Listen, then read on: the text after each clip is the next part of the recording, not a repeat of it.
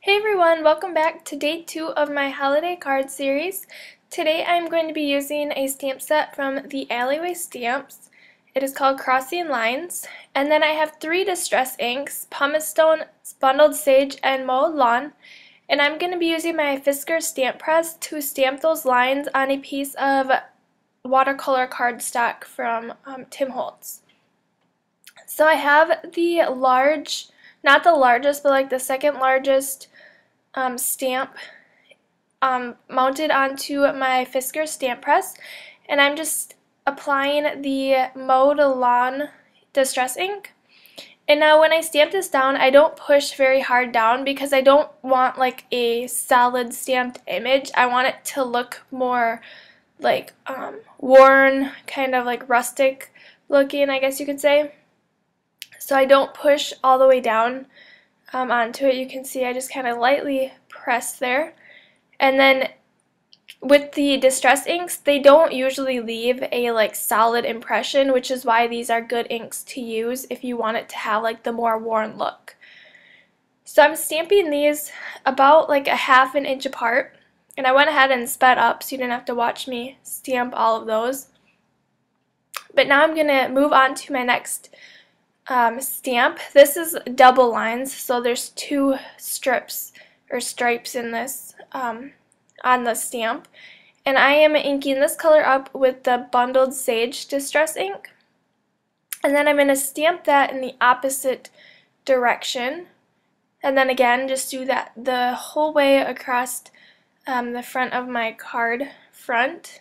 There's going to be a little bit more of a space between this though, because I'm going to do a 3rd stamp in between those.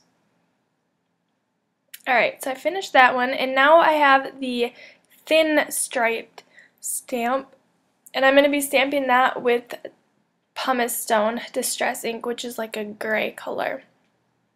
I didn't want to do like a traditional red and green background for the background.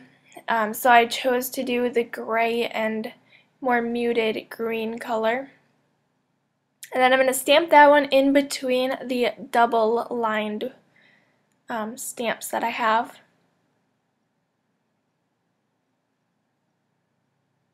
Alright, so I went ahead and finished that up, and now I'm going to be taking this a little bit of Perfect Pearls. This is the Biscotti. I'm going to use my paintbrush to just put a little bit onto my craft sheet, and then spray some water onto my craft sheet, and then I'll mix both of those together, kind of drag the water to the Perfect Pearls, and then you have like this shimmery spray, well not a spray because it's on my mat. And then I'm going to take a little bit on my paintbrush and just flick it towards that, and that water will react with the distress inks, and then you'll get a little bit of shimmer from the Perfect Pearls in there. And then you're going to want to let that dry completely or heat it with your heat tool. So now I'm going to go ahead and cut my paper into strips, and I end up doing 4 different strips. You can see that bottom one is quite large, but I end up cutting it down to 1.5 inches. So the strip measurements are 1.5 inches, 1 inch, 3/4 of an inch, and then 1/2 inch. You can see I only have 3 here right now because I decided to add the last one later on, so it won't be in there quite yet. Now I have this stamp set from Avery Elle, and I'm going to stamp the Warm Wishes stamp right onto the largest strip on the bottom there. And I'm going to stamp that with Versamark ink. First I'm going to rub with my powder tool just so that none of the embossing powder sticks where I don't want it to stick. And then I'll go ahead and stamp that with the Versamark ink. And if you are interested in any of the supplies I used on this card, they will all be linked down below for you. And then I'm going to use my American Crafts Gold Zing Embossing Powder right over that, and then heat that with my heat tool so that it all melts It's nice and shiny and pretty. And now it's time to adhere those strips to my card base. So I'll start with the bottom one, and I'm going to line that up right with the bottom of my card front. And then I'll just work my way up, and I'm leaving a little bit of space in between each of those strips.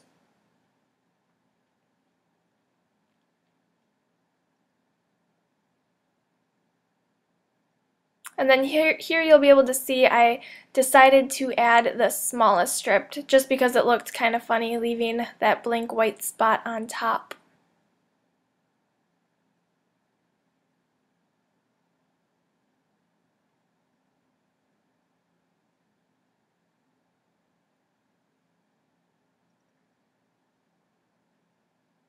Alright, so now I'm going to take some of this May Arts natural twine, and I'm going to tie that around my card and into a bow on the front.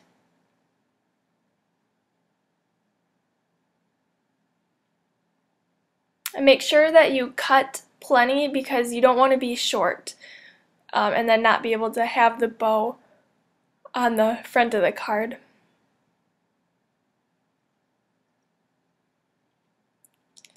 And I'm going to tie the bow so that it's kind of right kitty corner-ish to the sentiment.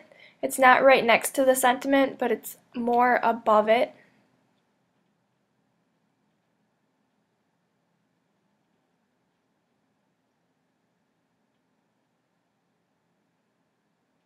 Then I'll get all the loops and the ends even there and then trim off the excess on the bottom.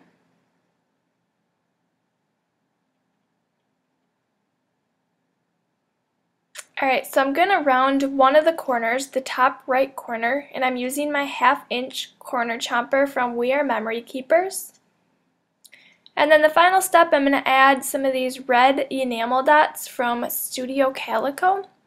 And when I push them or place them on my card front, I don't push them down right away. I just kind of set them on there to make sure that that is where I want them to be in the end.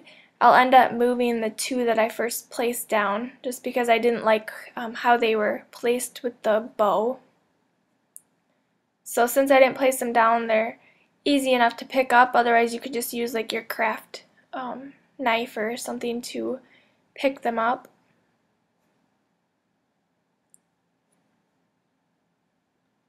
And then once you decide where you want them, you can go ahead and just push them down.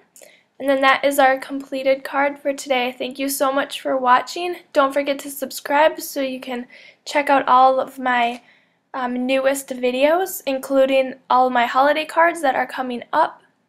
And I will see you next time. Bye!